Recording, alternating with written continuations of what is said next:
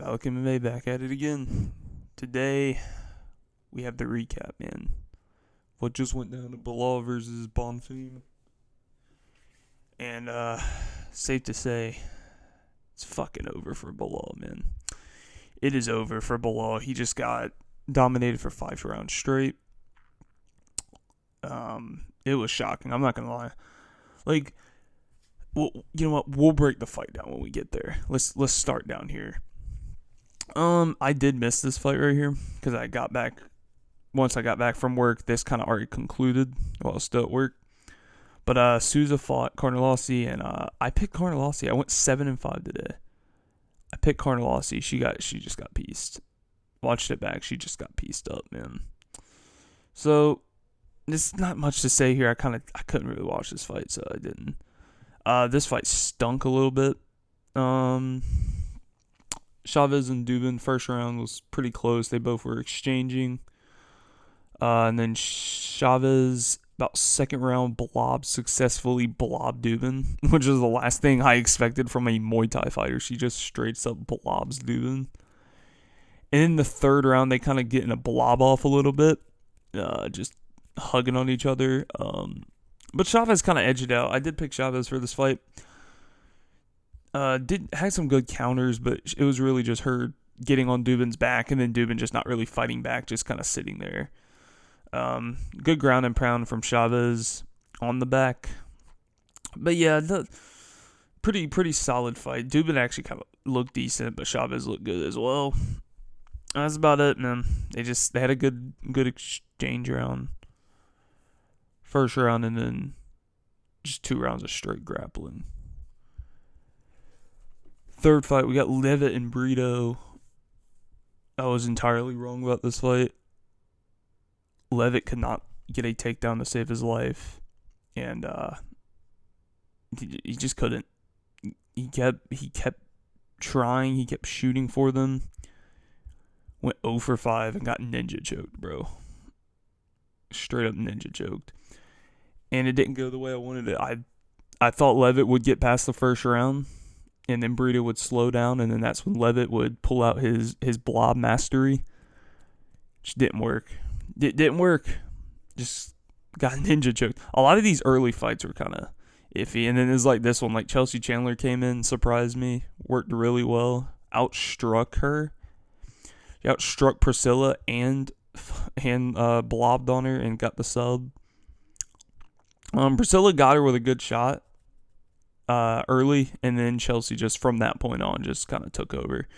She wobbled Priscilla pretty bad, knocked her down, and then kind of floated on her and then got the armbar. So, nothing much to say. I thought Priscilla would catch Chandler with a round one. I thought she would. Just thought that power, she was going to catch Chandler with one. Chandler actually looked sharp. She actually looked solid. So, credit to Chandler because I had no belief in her, but she got it done. The fuck I tell y'all, bro. Edgar Chavez was going to get that win, bro. Now, he got it via submission. I had it as a decision. I had it as Chavez keeping him at range. Chavez was getting in the pocket, bro. And he was piecing Bruno up. Bruno had some good shots, but Chavez just absolutely pieced him the fuck up. And then I believe he knocked him down.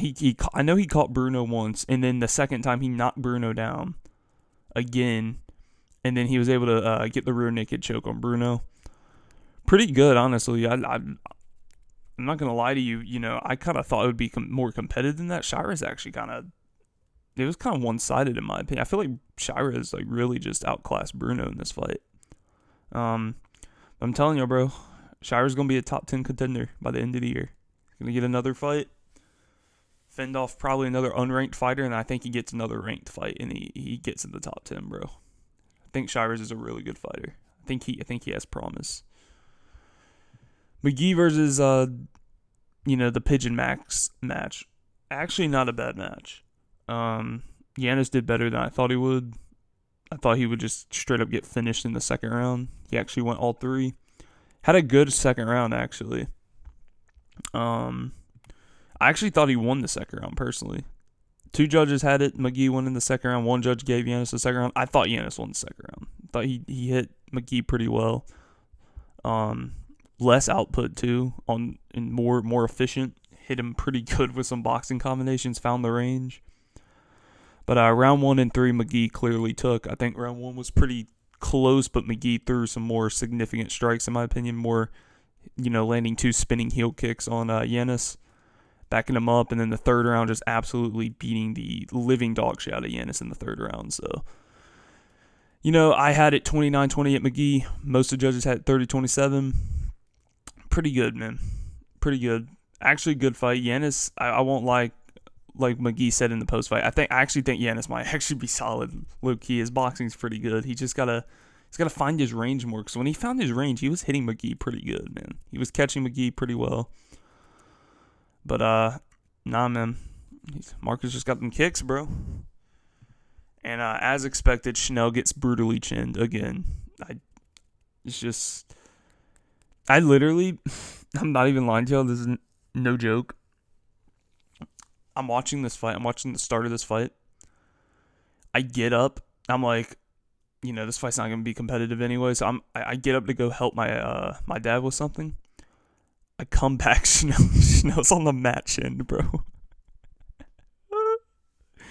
Bro, Chanel's chinned on the mat, bro. He's face down on the mat getting hammer fist to the side of his face, bro. Just out, bro.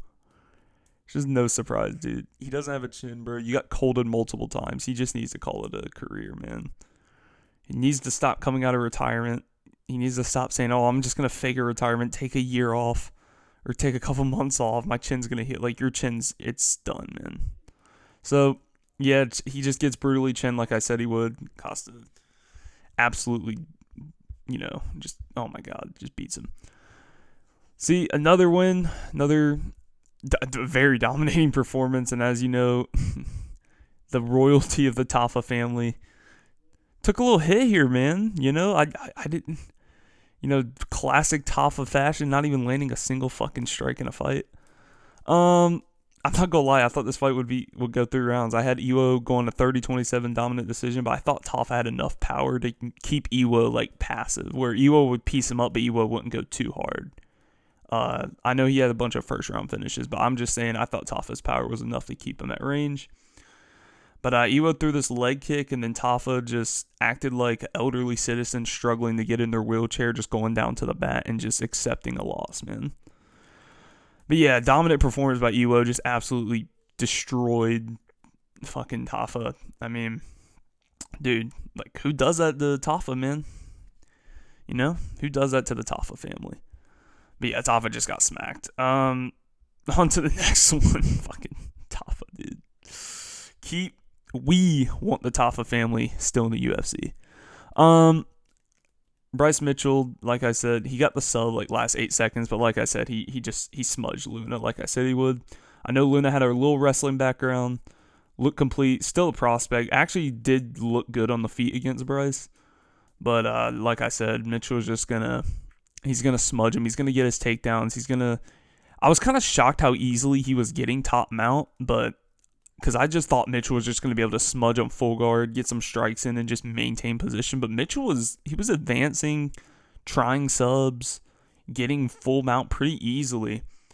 And yeah, just kind of smudging on top mount, holding the positions, trying for subs. He was going really hard at the arm triangle for a while, and then he finally got it in the last 10 seconds. So yeah, man, just dominant smudge performance by Bryce Mitchell. Honky tonk, just good little smudge right there. This fight shocked me, bro. I'm not gonna lie. I know Tom Nolan's a prospect. I know Tom Nolan did good on Contender Series. I just didn't see him beating Ziam, bro. I just didn't think he could get Ziam to the ground. I thought Ziam would use his size to avoid that and just piece him up. Which for honestly the whole fight, Ziam was piecing him up badly on the feet, but Nolan just had his way with him grappling wise. Like, Nolan slammed him twice in one round. Goes to the second round, smudges Ziam on the second round. Ziam was getting some control time and takedowns too. So it was kind of like a scramble fest almost, but Nolan was just dominating. The ground and pound Nolan was putting on Ziam was crazy. The clinch was just good, man. Ziam had his highlights on the stand-up game. The 1-2s, the kicks. He had that nasty elbow that he loves doing in all his fights, where he when he exits a clinch, he just lines it up and throws a vicious elbow. But yeah, he looked good on the feet, but Nolan just straight up fucking just slammed him, grappled him, just did a really good win. So rest of Nolan, man, proved me wrong. I thought Ziam was gonna be able to use his size. I know Nolan kind of matches up well, but I just thought Ziam would be able to just defend the takedowns and just keep him at range and just absolutely piece him up. But yeah, that one. This fight kind of stunk. I'm not gonna lie. Brendan Allen did, in my opinion, Brendan Allen outstruck Edmund. In my opinion, he performed better than Edmund. Kind of shocked that Brendan Allen could not get this fight on the ground. He could not grapple. So Edmund literally got the fight to how he wanted it to get. But still lost. Still got outstruck, dude. You literally, your game plan works. You keep Allen on the feet, you defend the takedowns, and you still lose. It's crazy. Yeah, Brendan Allen outstrikes him. You know, the country carousel, the country representation carousel continues. And yeah, I think Brendan Allen's due for. I could really see Brendan Allen versus a Mavov soon, bro. I know Mavov serves his title shot. He might get it next if Hamzat moves up to 2, because it's a tricky situation. Because Hamzat's saying he wants a rematch, but he also said he wants to move up to 205. So I don't even know what route he's taking. If he moves up to 205, then a Mavov's probably going to get the next title shot. If Hamzat gets his rematch, I could probably see a Mavov straight up fighting Allen for the title eliminator, which kind of sucks because I feel like a Mavov, I know he's kind of boring, but I feel like a Mavov is long overdue for his title shot, but that's just kind of how I see things going because Allen's on a win streak right now. Oh my god. And Belal got 50-45, bro.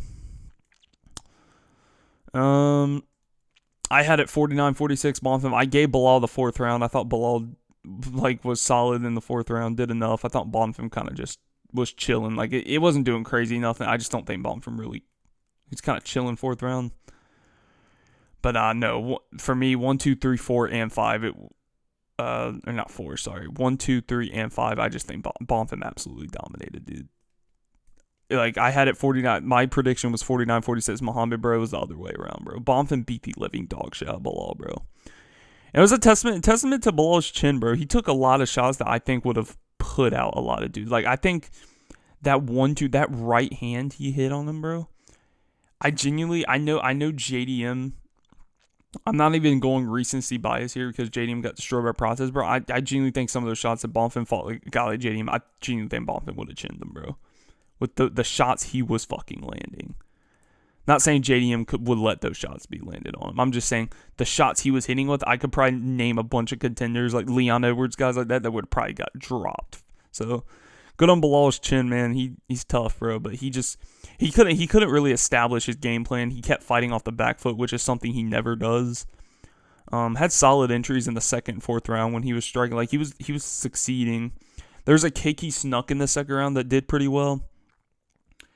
But the problem is one of them actually damn near clean cut Bonfim's head, but that glove that Bonfim had up saved it last second when his glove was there at the right time. But yeah, Belal just got straight up beaten down. Every time he tried to enter, Bonfim just kept piecing him up, hit him with a bunch of dangerous shots, kept destroying the lead leg of Belal with some kicks. And yeah, Belal literally, I think he only shot for 2 takedowns, bro. You can't shoot takedowns on the back foot. So Bonfim had a masterclass of a performance against Belal.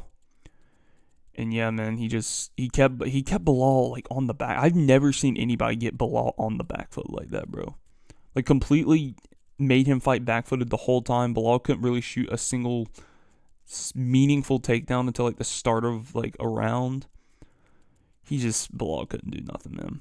Got chinned, kept getting kept getting pieced up, just hit on his head so many times.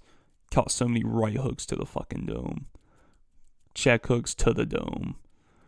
Just Bonfim, bro. He was just confident. Didn't take much damage either. He had like a little swelling on one side of his face, but Bonfim really kind of just didn't take any damage, and Bilal's face was like beaten up and battered. So yeah, that's my recap, man. I'll see you on the next one.